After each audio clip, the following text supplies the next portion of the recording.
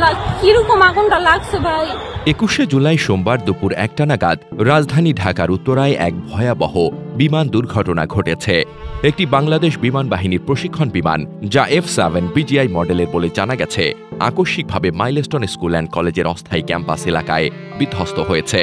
বিমানটি মাটিতে আছড়ে পড়ার সাথে সাথেই দাউ দাউ করে আগুন ধরে যায়, যা পুরো এলাকায় এক ভীতিকর পরিস্থিতি সৃষ্টি করে।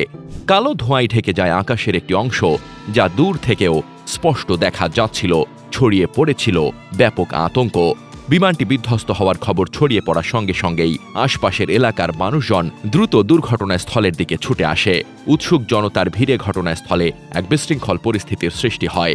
প্রাথমিক তথ্য অনুযায়ী বিধ্বস্ত বিমানটিতে স্কোয়াড্রন লিডার তৌকির ছিলেন বলে জানা গেছে। তবে বিমানটিতে তিনি একাই ছিলেন নাকি আরও কেউ ছিলেন তা এখনও স্পষ্ট নয়। বিমান বাহিনীর পক্ষ থেকে এ বিষয়ে বিস্তারিত তথ্য জানানো হয়নি। তবে দ্রুতই একটি আনুষ্ঠানিক বিবৃতির অপেক্ষায় আছে দেশবাসী। সামাজিক যোগাযোগ মাধ্যমগুলোতে ছড়িয়ে পড়া বিভিন্ন ভিডিও ও ছবিতে দেখা গেছে দুর্ঘটনার স্থানে বেশ কয়েকজন বেসামরিক ব্যক্তি আহত হয়েছেন। তাদেরকে দ্রুত উদ্ধার করে হাসপাতালে পাঠানোর দৃশ্য দেখা গেছে।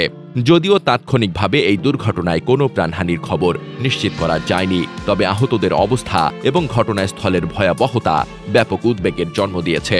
স্থানীয়রা জানান, বিকট শব্দে বিমানটি বিধ্বস্ত হওয়ার পরপরই তারা আগুন এবং ধোঁয়ার কুণ্ডলী দেখতে পান, যা তাদের মধ্যে তীব্র আতঙ্ক সৃষ্টি করে।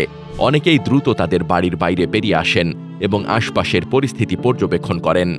ঘটনার পরপরই ফায়ার সার্ভিস ও সিভিল ডিফেন্স কর্মীরা দ্রুত ঘটনাস্থলে পৌঁছায়। উত্তরা, টঙ্গী, পল্লবী, কুর্মিটোলা, মিরপুর এবং পূর্বাচল ফায়ার স্টেশনের মোট 8টি ইউনিট আগুন নেভানো এবং উদ্ধার কার্যক্রমে অংশগ্রহণ করে। ফায়ার সার্ভিসের কর্মীরা দ্রুততার সাথে আগুন নিয়ন্ত্রণে আনার চেষ্টা করেন এবং বিধ্বস্ত বিমানের ধ্বংসাবশেষের মধ্যে আটকা পড়া বা আহত ব্যক্তিদের সন্ধানে তল্লাশি শুরু করেন।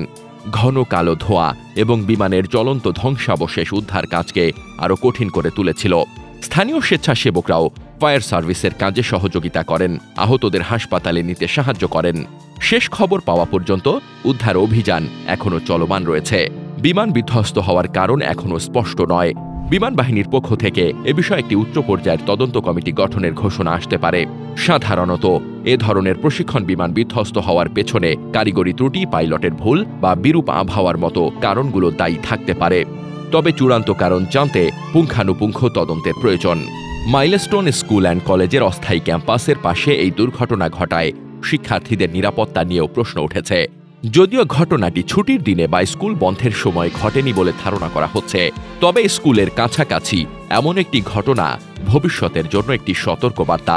বিমান বিধ্বস্ত হওয়ার স্থানটি জনবহুল হওয়ায় ক্ষয়ক্ষতির পরিমাণ বেশি হতে পারত।